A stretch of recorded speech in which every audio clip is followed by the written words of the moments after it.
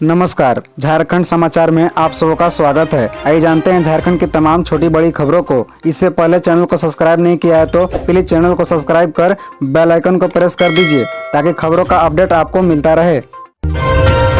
झामुमो सिपुरिमो शिबू सोरेन की तबीयत बिगड़ी, रांची के मेदांता अस्पताल में भर्ती, वरिष्ठ डॉक्टरों की टीम जुटी। बता दें कि झारखंड मुक्ति मोर्चा के सुप्रीमो और झारखंड के पूर्व मुख्यमंत्री शिबू सोरेन की तबीयत बिगड़ गई है।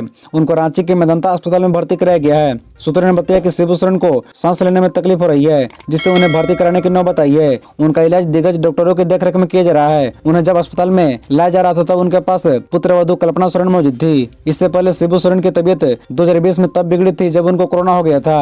मालूम हो कि साल 2020 में कोविड संक्रमण के दौरान शिबू सोरेन क्वारंटीन में थे। बाद में तबीयत बिगड़ने पर रांची के ही मेदांता अस्पताल में भर्ती कराया गया था। तब शिबू सोरेन को सांस लेने में परेशानी आई थी। एक बार फिर इसी तकलीफ के चलते रांची के मेदांता अस्पताल में भर्ती कराया गया है। मेदांता के सीनियर नेफ्रोलॉजिस्ट डॉक्टर अमित भी शिबू सोरेन के इलाज में जुटे हैं। फिलहाल उनकी सेहत को लेकर अभी कोई आधिकारिक जानकारी सामने नहीं आई है। राज्य में न बेटियां सुरक्षित न बचे, गिरिडीह हत्याकांड पर सरकार पर बरसे बाबूलाल। बता दें कि गिरिडीह के बेंगाबाद थाना क्षेत्र अंतर्गत बेलगो जंगल से 17 वर्षीय छात्र का अधजला शव मिला है। पुलिस ने आरंभिक जांच में हत्या की आशंका जताई है। गिरिडीह में छात्र की हत्या को लेकर आक्रोश है। बुधवार की शाम को कैंडल मार्च निकाला गया। छात्र की पहचान विशाल कुमार के रूप में हुई, जो कोटा में रहकर इंजीनियरिंग की तैयारी करता था और प्रैक्टिकल परीक्षा में शामिल होने के लिए घर वापस आया था। मिली जानकारी के मुताबिक पुलिस को अभी तक इस हत्याकांड का कोई सुराग नहीं मिल सका है। अब बीजेपी विधायक दल के नेता बाबूलाल मरांडी ने घटना को लेकर राज्य सरकार की कड़ी निंदा की और पुलिस की कार्यशैली पर सवाल उठाए हैं। बाबूलाल मरांडी ने मुख्यमंत्री हेमंत सोरेन पर निशाना साधते हुए कहा कि मुख्यमंत्री जी, क्या आप पुरानी घटनाओं से सबक नहीं लेते हैं? सिमडेगा दुमका के बाद अब गिरिडीह। बाबूलाल मरांडी ने सरकार की आलोचना करते हुए कहा कि आपकी अक्षमता से न ही घरों की बेटियां सुरक्षित है और न ही बचे। उन्होंने गिरिडीह में छात्र की जलाकर हत्या की जाने की घटना पर कहा कि राज्य में इससे शर्मनाक तस्वीर और क्या होगी। लातेहार के कुरुमकेता जंगल से हथियारों का जखीरा बरामद, नक्सलियों ने छुपा रखे थे विस्फोटक।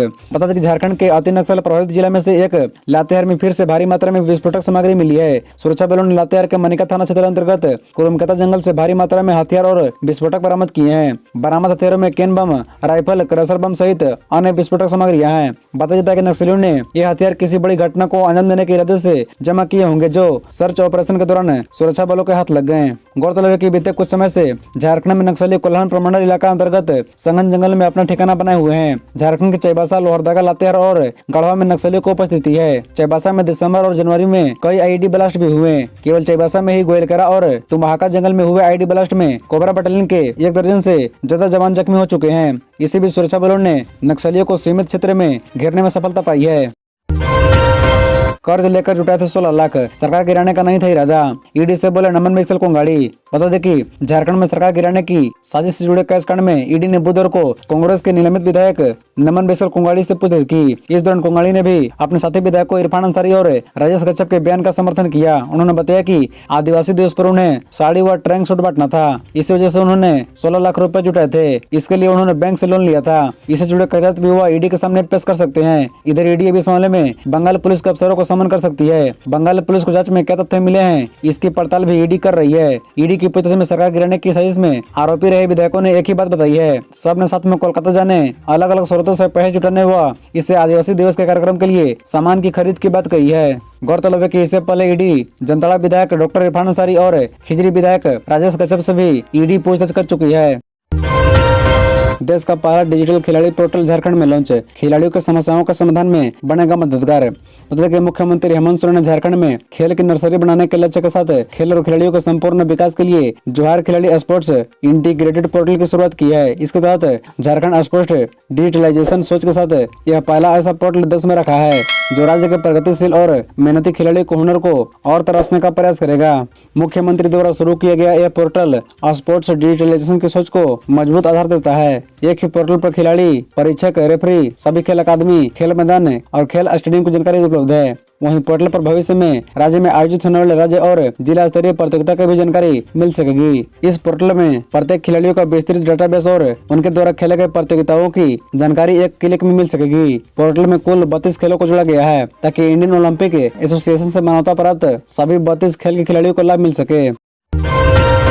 विधानसभा में कौन होगा नेता प्रतिपक्ष, तय करे बीजेपी। स्पीकर रविंद्रनाथ महतो बोले। बता दें कि झारखंड विधानसभा का मानसून सत्र 27 फरवरी से 24 मार्च के लिए आहूत है। सत्र शुरू होने से पहले विधानसभा अध्यक्ष रविंद्रनाथ महतो ने भाजपा को नेता प्रतिपक्ष का चयन करने की सलाह दी है। पिछले 3 साल से विधानसभा में नेता प्रतिपक्ष का पद खाली है। स्पीकर ने एक सवाल के जवाब में कहा कि वे जल्द नेता प्रतिपक्ष का निर्णय लेंगे। उनकी भी इच्छा है कि नेता प्रतिपक्ष का चयन हो। उनका इशारा भाजपा की तरफ नहीं है, लेकिन संख्या बल के हिसाब से भाजपा सदस्यों का यह अधिकार बनता है कि सदन में उनका नेता प्रतिपक्ष हो। संख्या बल के हिसाब से भाजपा झारखंड विधानसभा की दूसरी सबसे बड़ी पार्टी है। विधानसभा अध्यक्ष ने भरोसा जताते हुए कहा कि उन्हें बजट सत्र के दौरान पक्ष और विपक्ष के सदस्यों का सकारात्मक सहयोग मिलेगा, ताकि लोगों के अधिक से अधिक समस्याओं का समाधान सदन के माध्यम से करा जा सके। उन्होंने कहा कि हर वित्तीय वर्ष के प्रारंभ में सदन के बजट के दौरान सभी राज्यों में बजट सत्र आहूत किया जाता है।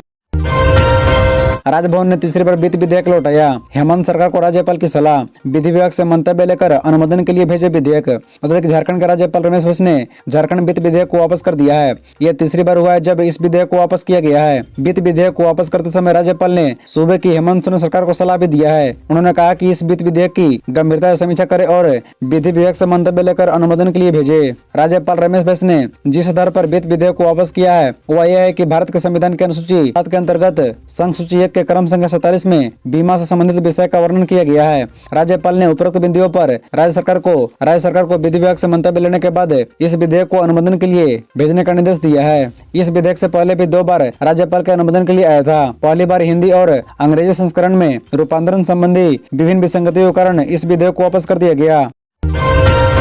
रामगढ़ उपचुनाव में 18 नामांकन सही पाए गए। आज तक नामांकन वापसी का मौका। 27 फरवरी को होंगे वोटिंग। कांग्रेस के लिए 18 स्टार प्रचारक मांगेंगे वोट।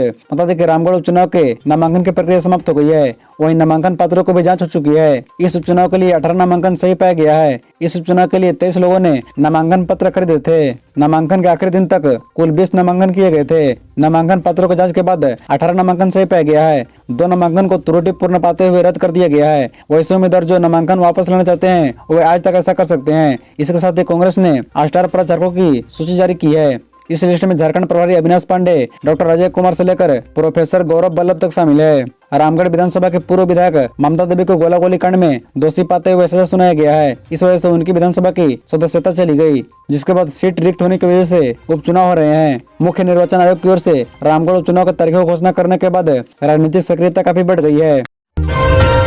झारखंड में खदान दुकानें बंद रहने से 100 करोड़ रुपए से अधिक का कारोबार प्रभावित। चैम्बर अध्यक्ष ने दी है चेतावनी। बता दें कि कृषि शुल्क विधेयक के विरोध में बुध और कराची सहित पूरे झारखंड की थोक खदान मंडी और आलू प्याज मंडी बंद रही। झारखंड के विभिन्न बाजार समितियों की भी दुकानें बंद रही। एक अनुमान के मुताबिक झारखंड में थोक खदान दुकानें बंद रहने के कारण झारखंड में 100 करोड़ रुपए से अधिक का कारोबार प्रभावित हुआ है। इधर झारखंड चैम्बर के अध्यक्ष किशोर मंत्री ने कहा कि सरकार 1 सप्ताह के भीतर कृषि शुल्क विधेयक पर निर्णय ले, वरना 15 फरवरी से खदानें आलू प्याज की थोक दुकानों के साथ साथ राइस मिलों को भी अनिश्चितकाल के लिए बंद किया जाएगा। इधर रांची के पांड्रा बाजार और अपर बाजार की थोक दुकानें बंद रही। रांची चैम्बर पांड्रा के अध्यक्ष संजय मावरी ने कहा कि पांड्रा बाजार में कारोबार ठप रहा, वहीं अपर बाजार की थोक खदान भी बंद रही। आलू प्याज थोक विक्रेता संघ के अध्यक्ष मदन प्रसाद ने कहा कि माल भी नहीं आ सका।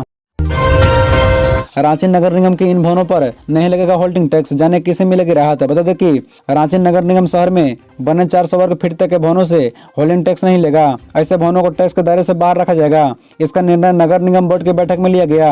बैठक में पार्षदों की मांग पर डिप्टी मेयर संजीव विजयवर्गीय ने कहा कि आमतौर पर 40 वर्ग फीट तक के मकान गरीब एवं कमजोर तबके के लोग ही बनाते हैं। ऐसे लोगों से टैक्स लेना कहीं से सही नहीं है, इसलिए ऐसे भवनों को टैक्स के दायरे से बाहर रखा जाएगा।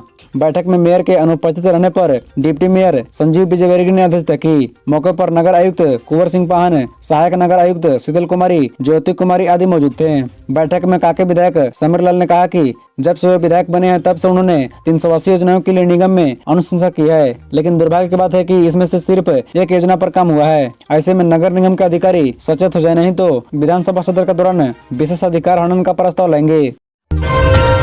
रामगढ़ उपचुनाव। आज सुबह अध्यक्ष सुदेश महतो ने हेमंत सरकार पर साधा निशाना, कहा लोगों के राशन की नहीं है चिंता। बता दें कि रामगढ़ विधानसभा उपचुनाव को लेकर राजनीतिक सरगर्मी तेज हो गई है। गोला प्रखंड क्षेत्र के कामता स्थित सीपीसी इंटर कॉलेज में गुरुवार 9 फरवरी 2023 को आसू चूल्हा प्रमुख सम्मेलन का आयोजन किया गया। कार्यक्रम में मुख्य रूप से आसू सुप्रीमो सतसिली विधायक सुदेश महतो, गिरिडीह सांसद चंद्रप्रकाश चौधरी, गोमिया विधायक लंबोदर महतो, प्रदेश प्रवक्ता देवशरण भगत, पूर्व मंत्री रामचंद्र सहित, उमाकांत रजक, शिवपूजन मेहता सहित कई शामिल हुए। इस मौके पर श्री महतो ने कहा कि झारखंड में यूपीए सरकार अपने चुनावी मुद्दे को भूल गई है और लोगों पर सिर्फ शासन कर रही है। यहाँ के लोगों के राशन की चिंता नहीं है, सिर्फ आजसू पार्टी को चिंता है। आजसू सुप्रीमो सुदेश महतो ने कहा कि रामगढ़ विधानसभा उपचुनाव में इस बार एनडीए गठबंधन में चुनाव लड़ रही है। यहाँ के मतदाता गठबंधन के प्रत्याशी सुनीता चौधरी को 1.5 लाख वोट देकर जीत दिलाएंगे। भाजपा आजसू नेता अपने स्तर से तैयारी में जुट गए हैं। उन्होंने कहा कि हम लोग सहानुभूति से नहीं, जनता की सेवा करके चुनाव जीतेंगे। उन्होंने कहा कि हर 10 परिवार में एक लीडर को तैयार किया जा रहा है। खबरों से जुड़े रहने के लिए चैनल को सब्सक्राइब, वीडियो को लाइक एवं